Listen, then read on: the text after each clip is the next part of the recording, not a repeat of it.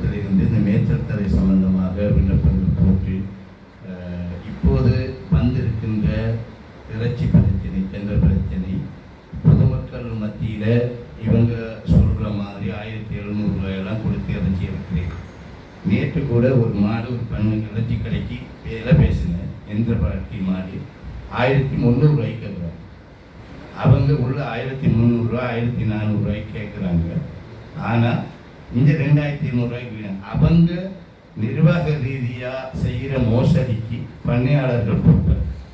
1700 ரூபா கொடுத்து வாங்கினாலும் இந்த பண்ணையாளர்கள் இவர்களுக்கு மாடு கொடுக்க தயாராக இருக்கிறார். அதில் எந்த மாற்றமும் இல்லை. அரசாங்க அதிபர் எடுத்த திட்டத்தில். ஆனால் வெளி மாவட்டத்துக்கு மாடு விற்கிறது தடை செய்கிறது இந்த பிரதேசம், இந்த மாவட்ட பொருளாதாரத்துக்கு பெரிய ஒரு இழப்பு. ஏனென்றால் இந்த இலங்கை மட்டத்தில் இந்த ஒரு மாவட்டத்தில் மட்டும் இந்த சட்டத்தை போடும்போது இந்த மக்கள், இந்த அரசாங்க அதிபர்கள் அதிருப்தியாக இருப்பாங்க என்ற அறிக்கையில் தோல்வித்தை சொல்கிறேன். ஏனென்றால் இந்த பாமரர்களில் இவர் சொல்கிற மாதிரி பெருங்கொண்ட பாமரர்கள் தான் வெளி மாவட்டத்துக்கு விற்கிறதுக்கு ரெடி ஆகிக்கிறாங்க. 4 மாடு 5 மாடு வச்சுக்கிறோம், உள்ளூர் கடைக்காரனுக்கு தான் கொடுக்குறோம். அவர்கிட்ட போயிட்டு நான் இப்போ எங்களோட மொசலியில் உள்ள பதிவுகளில் செயலாளர் வகையில் ஒவ்வொரு ஊர்களிலையும் பதிவுகள் ஒவ்வொரு ஆட்களையும் சந்தித்த வகையில் 1400 ரூபாய்க்கு பொட்ட மாடும் ஆகக்கூடு நெவல் தெரிஞ்ச மாடு நல்ல ஒஸ்டியான மாடாக இல்லை 1400 ரூபா 1300 ரூபா.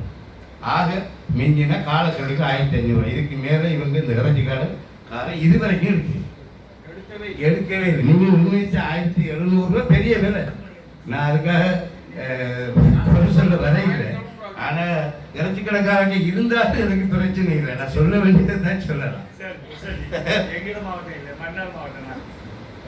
ஆனா மன்னார் மாவட்டத்தில் இருந்து போய் உள்ளூருக்குள்ள இருக்கிற கதையை நான் சொல்ல வரேன். நகரசபை பிரச்சனை வேற, உள்ளூர் பிரதேசங்கள் 5 பிரதேசத்துல ஒரு பிரதேசம் தான் மன்னர், 4 பிரதேசம் பாமர மக்கள் வாழ்ந்துதான்.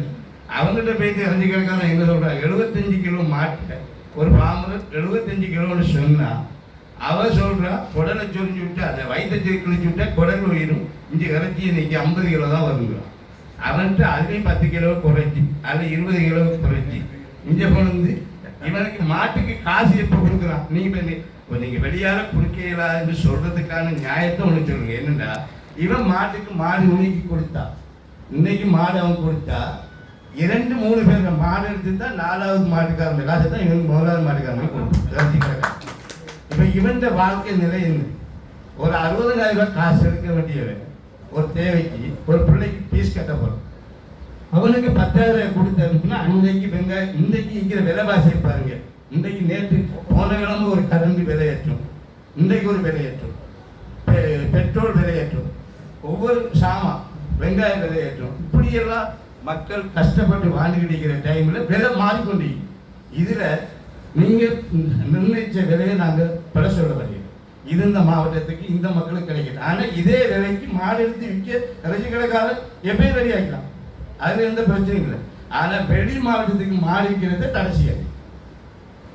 அதை பண்ணையாளர்கள் சந்திக்கிற பெரிய பிரச்சனை. அது பெரிய ஒரு பந்தாவி, அதாவது பெரிய அளவில் ஆர்ப்பாட்டம் நடக்க வேண்டிய கட்டத்துக்கு வந்துடும். ஏன்னு தெரியுமா? இது எதோச்சையாக நம்ம கலந்து வரக்கூடிய இங்கே வந்திருக்கிறார்கள் என்ன நினைக்கிறாங்களோ தெரியல. ஆனால் இந்த பந்துக்கு வரக்கூடிய சாதாரண மக்கள் தான் வரும். பெரிய பண்ண வச்சுக்கிற யாரும் வர மாட்டாங்க. ஏன்னா இந்த வருஷம் அவனுக்கு நஷ்டம் நிற்காது. இந்த வருஷம் அந்த அப்படியே மாட்டை விட்டுட்டு அடுத்த வருஷம் விற்பான். நீங்கள் நவம்பருக்கு புறமாக விற்பான். அதனால எந்த பிரச்சனையும் நவம்பர் விற்கும் போது பெரிய பண்ணக்காரன் எவ்வளோ விற்பான்? 60 லட்சம் 1 கோடிக்கு விற்பான். அல்லாட்டி அவன் வேற ஒரு வேலையை செஞ்சு போட்டு இது சாதாரண மக்களுக்கு தான் இந்த பிரச்சனை வரும். நீங்கள் இந்த மாவட்டத்தை ஆட்சி செய்து நீங்கள் எல்லாத்தையும் யோசிங்க. ஆனால் நிர்ணயித்த கடையில் எந்த பிரச்சனையும் இல்லை. நாங்கள் அதை இதுங்க இல்லை. நம்ம 1700 ரூபாய்க்கு எடுப்பானா இந்த உங்களை ஒரு அணி போட்டு நாங்கள் பாமரெல்லாம் உங்கள்கிட்ட தவிர எங்களுக்கு 1700 ரூபாய் போட்டு வாங்கிட்டாங்க.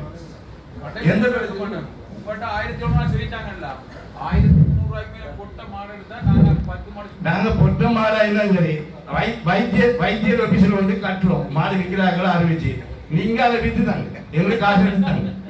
எந்த பிரச்சனையும் இல்லை. என்ன சொல்றீங்க? நகரசபை வாழைங்க, நகரசபை எல்லா மாட்டையும் எடுத்துக்க மாட்டேங்கிற தீர்வுக்கு பொதுவான தீர்வுக்கு தான் வரும். நீங்க வந்து எடுக்கிறது இல்ல. இப்ப எங்களுக்கு பிரச்சனை இல்லை. ஓ, இப்ப அது பிரச்சனை இல்லைடா. நீங்க